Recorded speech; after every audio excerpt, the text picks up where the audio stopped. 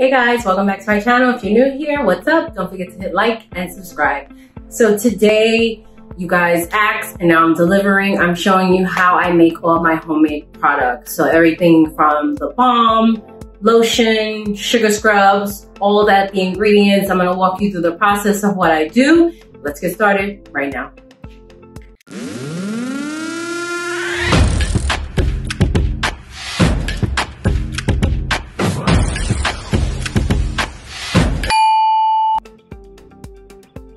Before we begin, I just want to talk about a few things. If you are interested in making your own products, there's a couple things that you want to remember. So what kind of products do you want to make? Do you want to make something a little bit more simple like cuticle oil? Do you want to do something a little bit more advanced like balms and lotions?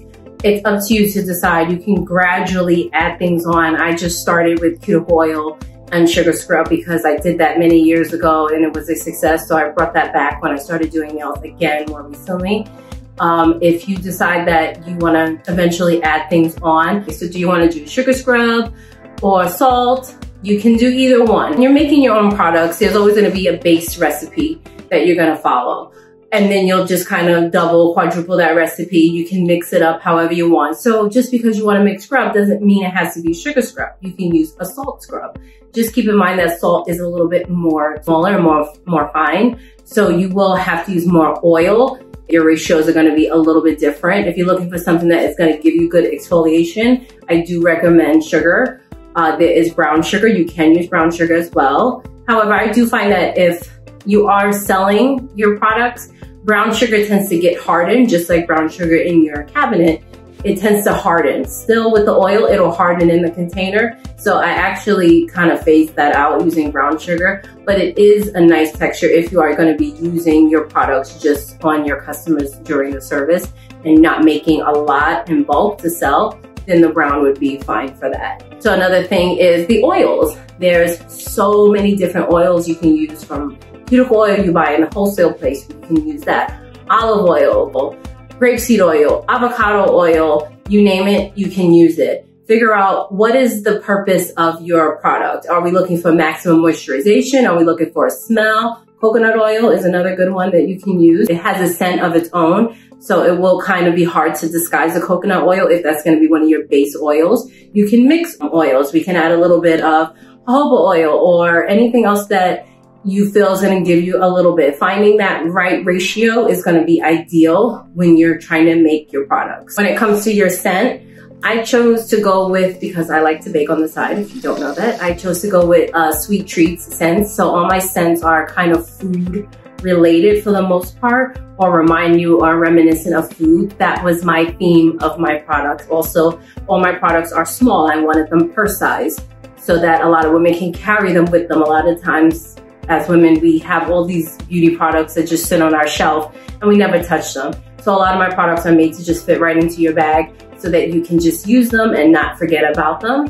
So when it comes to scents, what kind of scent are you looking for? Are you looking for more relaxation? And we can go more lavender, eucalyptus, you can go floral, rose, and jasmine.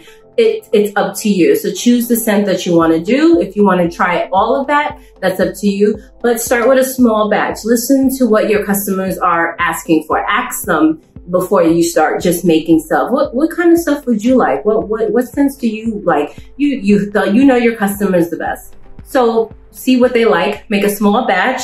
Try to sell that or use that. See what the feedback is before you invest a lot of time into making these products and then you can't push them. So you always want to figure out, what am I going to do scent wise? What do people like? Another thing that you can add in is mica powders. When I first started, I was just using basically white and brown sugar. And like I said, I was just doing scrub and oil. And it got a little bit boring, so that even though everything smelled different, everything looked white. It just looked very blah when I actually had it out on my display. So I started playing around with the mica powders, which give it a little bit of color. That's something that we add to beauty products. The same thing that they use for your eyeshadow. This is how they make it different colors. So now instead of just being bubblegum, it's pink bubblegum, or instead of just lavender, it's purple, so it's lavender. My watermelon is a little pink and green. So it makes it a little bit more fun, so it's more noticeable to the eye that, oh look, something's different, because I notice now there's a different color there. So I do like the option of adding on mica powders. Also, most of the stuff that I'm going to be using today, I will have a new section on my website for the KeishaNails.com, and underneath products, I'm gonna list some of the things that I recommend, some of the things that I'm using, containers, jars, all that good stuff to help you get started in making your own products. So let's get an apron on, get in the kitchen, and I'm gonna show you how I make my products. All right guys, so I'm in the kitchen. Let's get started with a simple sugar scrub recipe. All right guys, so I'm in the kitchen. Let's get started with a simple sugar scrub recipe. Okay, so for this, I just have some regular white granulated sugar. I have my 2 oils that I choose to use and a spare bowl because I actually doubled my recipe for this. I'm going to be doing 2 different types of scrubs. Some spatulas and my essential oil that I'm going to be using, and the optional mica powder, so it's going to give it a little bit of color. So first I have my sugar scrub. I'm just going to make sure that I get any of the clumps out. I don't want anything big and bulky. So I get most of the clumps out. And I'm going to add my 2 oils.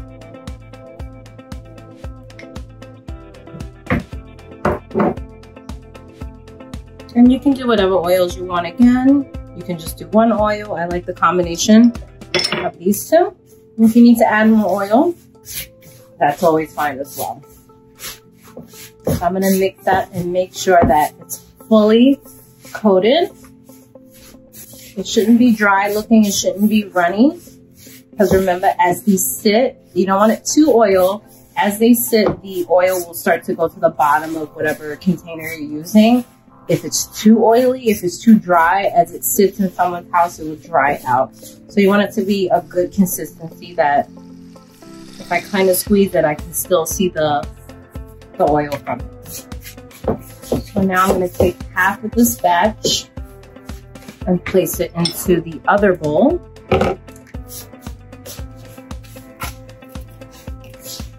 And depending on the size jars that you're going to be selling or using your products in, you can always double, triple, however you need to. So I have a second spatula here for the second bowl. So this first bowl, we'll do the bubble gum. It's going to be a pink bubble gum. So a few drops of essential oil. Some are stronger than others, so smell it beforehand. You don't want to get too crazy. You want it to smell, but you don't want it to reek as somebody's using it or wearing it. That's good for me. And then I'm going to go with my powder. So this looks red, but it's actually going to get darker the more you use. So I always like to start with a very small amount and just gradually work it in. So I'm going for a nice pink color, like bubblegum. This is the closest that I have to pink. So a little bit of the mica powder. And just blend that in. It could be a little bit more pink for me. And a little bit more. I wanted that classic bubblegum shade of pink. Make sure you don't see any more big blotches of powder. It's kind of fully mixed in. This is good for me. So now I'm going to take the other bowl. The other one is going to be a seasonal harvest spice. So like a pumpkin pie spice or a little bit of this. This one's very strong. Mix that in. Okay, and I chose orange because orange just reminds me of fall. Light orangey color. Just to give it a little color, but I don't want it to scream orange too much.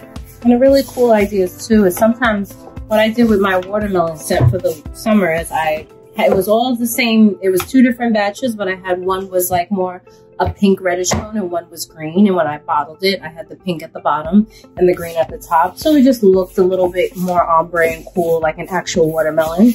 If you want to go the extra mile and do that, that's fine. Okay, so now this is that harvest pumpkin smell. So now I have the 2 different types of basic sugar scrub. Well, moving on now to something a little bit more complicated, but not too much.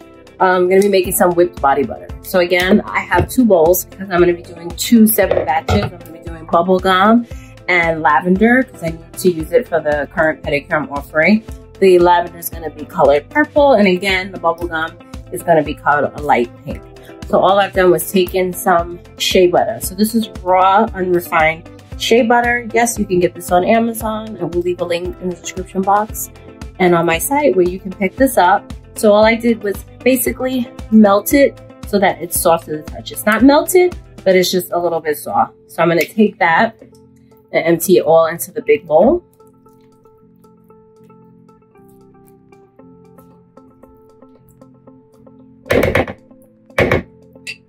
And then I'm going to go in with my hand mixer to actually get that whipped feel. So once it's about halfway mixed, it could still be lighter. I'm gonna go ahead with my coconut oil. Again, I don't want that melted too much. Room temp is good. And add that. And just continue mixing. Making sure to remember to just scrape the sides down, just like you're baking. Scrape the sides down in bowl because we want it to be nice and airy. So once we have this to a nice consistency, how light, airy, and fluffy that is, I'm going to separate it now into my second bowl. A little bit of this goes a long way, so you don't really need to make a whole bunch. First batch, as I said, I'm going to do a little bit of lavender, purple, and this time I'm going to try to do it all in one shot. We want to try to not over mix this. We spent a lot of time getting it nice and airy and fluffy, so you don't want to knock all that air out. Same thing as you said in baking, how they say fold it in. You just want to fold this in nice and lightly. Don't want to get all that air out. Folding, it means going around the edge, coming back down the middle. Just want to be very gentle in handling it so we don't knock out the air. Make sure that I get all this white that's on the edge too, because you don't want it to be blended in, a little shady looking. You want it to be a nice purple color. The containers I use for this are very small, so this doesn't seem like a lot, but it's enough. I don't like to make too many of these products ahead of time because they are homemade. They can't sit but for so long. So I don't like to do it. I like to see which scents sell more than the others, which products are selling at the moment. So I don't do it too much of a bulk. That's good for me. So a nice light purple. Take the second bowl and add the bubble gum to it. And I wanted a nice bubble gum color. Make sure there's no more white. I have the 2 different batches of lotion. I'll go ahead and put these in the container and we'll move on to the next thing. Making balm is a little bit more complicated. It's a little bit more time consuming. I'm going to walk you through the process of what I do. First and foremost, you're going to need several things. I'll show you the ingredients in a second. But mainly you're going to need to double boil. So if you're unfamiliar with baking or cooking, when you double boil, we're going to use a stainless steel metal bowl. And it needs to be able to fit inside of the other bowl without it touching the bottom. So we're going to be warming our ingredients into this bowl as it sits onto a little bit of water that's underneath the fire. So you need to make sure you have a stainless steel bowl that can go into another bowl without it touching the bottom. And then I'll show you the other ingredients right now. Okay, so to make balm, as I said, you're gonna need a stainless steel bowl, a small pot that the bowl can rest on top of, some spatulas. Again, I have a little bit of shea butter this time. There's no need to melt it down, so this is just the raw shea butter. I have a little bit of beeswax. This you can buy, again, on Amazon. I will leave a link below. This is crucial if you're going to be making balm. This is what helps it set up the way that it does in that balm-like texture. Then I have 2 different types of oil that I incorporate into. So this is a combination of a couple of oils, and then this is just coconut oil. So let's get started. I'm going to take a little bit of water and place it into the bottom of this bowl. Again, making sure that it's just enough in here so that this can boil for about 15 minutes. as this sits on top of it. So we get started with that. Okay, so I have a little bit of water in here. As you see, it's just enough that it covers the bottom, but it's no way near, it's not even halfway full. I'm gonna do relatively low heat because I don't want it to evaporate too quick. And I'm gonna get that started. I don't need it to come to a full boil. So what I'm gonna do is just immediately place my bowl to sit right on top of it. So that warmth will eventually start to heat this. So you do wanna make sure when touching this will become very hot. So you wanna be careful. Okay, so again, being careful to not touch this or mess this up. My water is starting to get a little hot.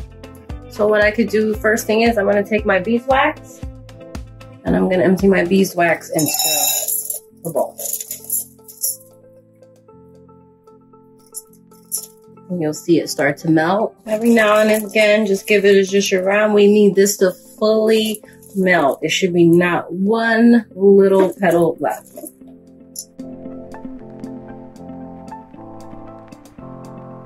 Okay, so I want to make sure everything, it has to be fully melted. Even the stuff on the side, I can just scrape this off. This will melt right away. Because what happens is if you don't let it melt all the way, and I've done this, so I know these little pieces will end up being in the final product after it sets up again. Now that everything is fully melted, I'm gonna go ahead and add the shea butter. Again, letting that fully melt. Everything you add, it has to be fully melted before you add the next ingredient. I'm just helping by squishing it down a little bit, breaking up those big pieces. Remember to check on the water. We don't want that water to fully evaporate. It's still there. Okay, so now that all the shea butter is fully melted, I go ahead with the next ingredient. I'm gonna add my coconut oil, which doesn't take long to incorporate. Just make sure that's, again, fully melted and blended in before I add the next thing. Okay, once that's done, I'm gonna add the other oils. And just make sure that's melted. Okay, once that's melted, I'm gonna turn this fire off, take this off the heat. And what I'll do at the last step is add my scent. All right, for this, I'm gonna do a little bit of mango. That was a very popular scent for the balm, so I'm gonna continue with the mango. And then I'll put this into the container before it sets up. So you kind of got to move a little bit quick because once this comes off the fire, it will start to solidify again. Lastly, and the most simple thing you can do is to just simply make some cuticle oil. So I have 2 different types of oil here, and then my scent, which is going to be candy. It's a very popular one. So all I'm going to do is just simply mix this bowl into one container, one bowl. Make sure it's a little incorporated. Add my scent. And then I simply transfer this into, I use this for my pedicures, for the nails. I put them in cuticle oil pens, I sell them. So I usually do a big batch. Homemade. Very simple, the simplest you can get. So I have everything made and packaged. I just have to clean up the sides and everything, put my label and my sticker on everything, and then I can put it out to be sold. Some stuff I did make for myself, and also anytime I have any little bit of extras, I just use them on my regular pedicures. So I'll just put them in a little container and reuse that for myself.